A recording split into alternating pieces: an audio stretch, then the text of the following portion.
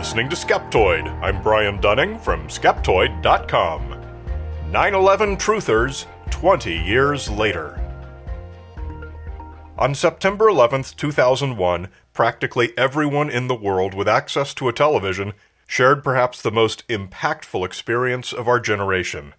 We watched countless people dying, live, on screen, ranging from hundreds in the blink of an eye when a plane struck, to one at a time as jumpers escaped the flames, to thousands over the span of a few seconds during an act of de-engineering violence that might well never again be witnessed.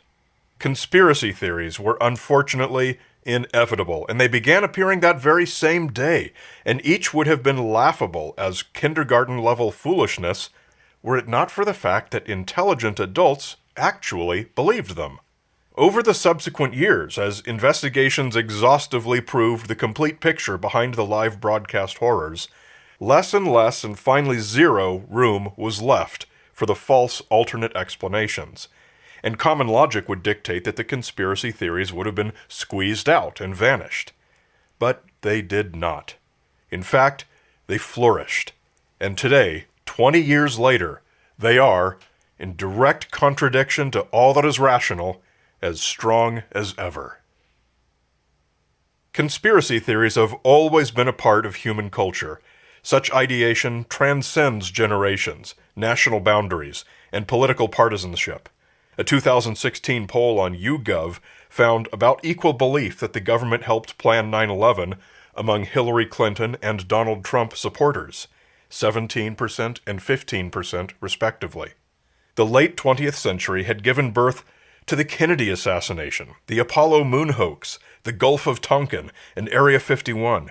But when world calendars made that momentous Y2K crossover, we awoke in a new world.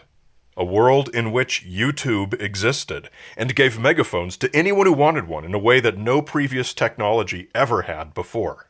Before we knew what was happening, people everywhere were learning that 9/11 was an inside job, or that the buildings were struck by American cruise missiles, or were brought down by explosives, or that the airliners were holograms, or that Jews were behind it all.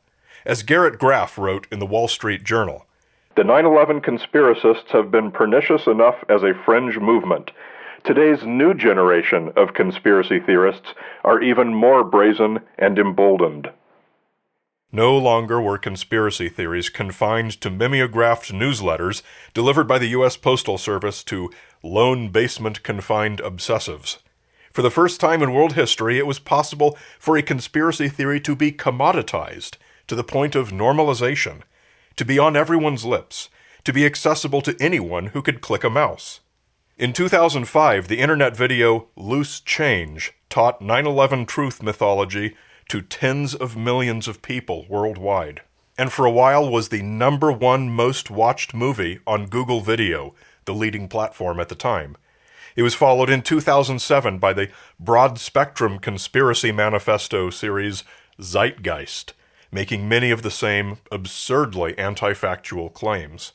People who were conspiracy curious had, for the first time in their lives, open, widespread validation of the suspicions they had always previously had to keep closeted.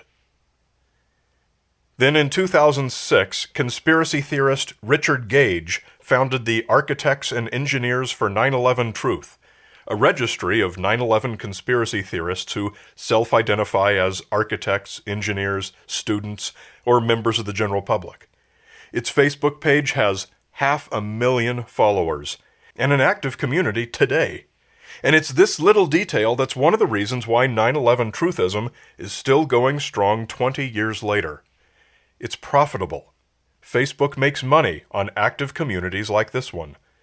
Loose Change, like countless other copycat 9/11 truth videos, is still actively monetized on all the major streaming platforms, and according to IMDb Pro, its popularity remains just as high today as it was upon its release. In fact, it's never taken a dip. While other false conspiracy theories like QAnon and Sandy Hook have been banned from social media platforms, 9/11 seems to be almost entirely immune from such punitive actions.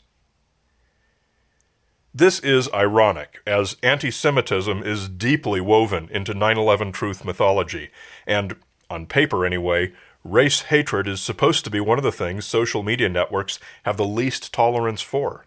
The Anti-Defamation League, which researches and exposes anti-Semitism, published a report as early as 2003, finding that anti-Semitism already was one of the primary driving forces behind 9/11 conspiracy theories, and predicted that this would continue to be the case into the future. And at the 10-year anniversary of 9/11, the ADL published another report summarizing some of the most popular promoters of anti-Semitic 9/11 truthism and called out a number of YouTube videos and websites. In particular, they found Facebook was a virtual haven for these groups. Even today, 20 years after 9/11, HBO is airing a 4-part documentary on 9/11 by noted director Spike Lee, who gives every indication of having become a full-throttle 9/11 truther. Part 4 in particular is little more than an infomercial for Richard Gage. Ever since becoming a prominent face in the 9/11 truth community with his Architects and Engineers group, Gage has been in consistent lockstep with the anti-Semitic theorists who blame the terrorist attack on Jews.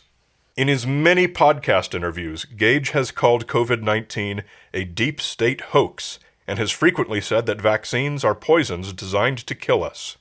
And yet, as one of our very largest and most influential media companies, this is how HBO chooses to recognize the 20th anniversary of the most deadly terrorist attack ever on American soil, with anti-Semitism, thoroughly debunked pseudoscience, and broad-spectrum conspiracy mongering. Why? You know why. It attracts eyeballs. The monetization of conspiracy theories is not limited to social media companies and TV networks, and it's not limited to 9/11. In a 2021 article for the German publication DW, Joe Harper gave the example of Alex Jones and his InfoWars website and network. Infowars.com's business model seems largely based on monetizing fears it itself helps create and fan. For example, when the Food and Drug Administration sent a warning letter to Jones saying it had found InfoWars was selling products such as Super Silver Whitening Toothpaste that claimed without scientific foundation to boost immunity to COVID-19, it was perhaps not a coincidence that Jones had spent the previous months promoting the view that authorized vaccination was a fraud cooked up by liberal elites.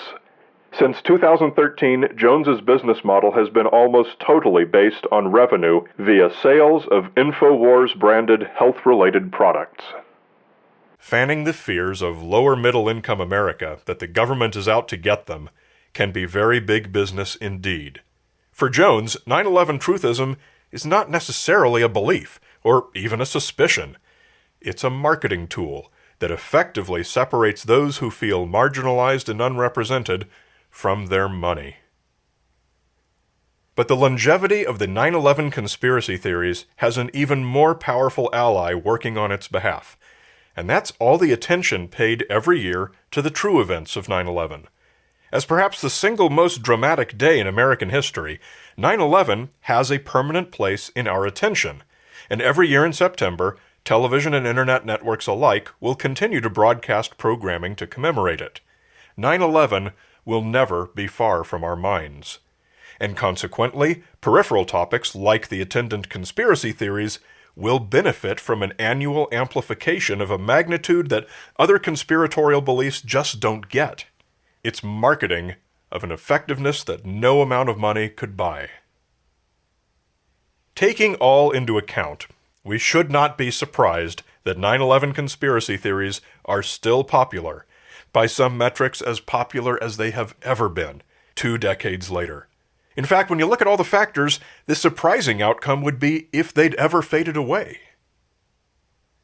If I were to summarize my take on the reasons that 9/11 truthism is still going strong after 20 years and shows no signs of ever letting up, I would give the following 3 reasons.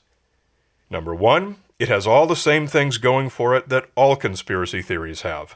It empowers ideologies that appeal to a particular segment of the population, one that feels unrepresented and marginalized, by casting the government, or the Jews, or whoever, as the villain that they and only they have the special knowledge and insight to uncover, they retake power and create a world in which they are the superior class. This has been a human tendency for as long as there have been governments, and will likely always remain so. Number 2, it makes money. So long as YouTube can monetize the videos, as Facebook can monetize the groups and pages, and as iTunes and Hulu and Netflix and HBO can monetize the documentaries, both mainstream and amateur, propaganda films will continue to be made and have advertising dollars thrown behind them to spread them far and wide. And number 3 is that one thing that 9/11 truth has going for it that other conspiracy theories don't, and that's the annual bump from worldwide attention to the true events of 9/11.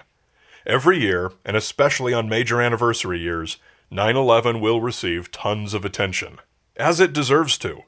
But hitchhiking along that ride of what's trending will be the attendant conspiracy theories. In one of my live shows that I often give to college audiences, I would always ask people's memories of where they were on 9/11. But it turns out that I've been doing Skeptoid long enough that I soon found college students had been too young in 2001 to have any memories of 9/11. And now it's most common that I have audiences in which nobody had yet been born when it happened. So I've actually had to cut that part of the show. It is a testament to how 9/11 conspiracy theories can outlive just about anything else. They've already outlived that one show of mine, and before long, they'll have outlived me and everyone else who has researched them, written about them, and even spread them. Taking our place will be a new generation, and I think we can expect that generation will be talking about these same exact things. A great big Skeptoid shout-out to premium members Gail Pepin the Predator from the Pro Arms podcast, Justin McCleskey, Picked Mac, and Robert Whitsundays Kellett. Are you getting the Skeptoid podcast companion email? It comes out each week along with each new episode, featuring the Wonder of the Week, show notes, and much more. If you don't, you're only getting half the show, so come to Skeptoid.com and click on Podcast Companion Email. And get the Skeptoid books. They make great bathroom reading, and they're awesome gifts for people who don't listen to podcasts. Get them in our online store at Skeptoid.com/store. You're listening to Skeptoid, a listener-supported program. I'm Brian Dunning from Skeptoid.com.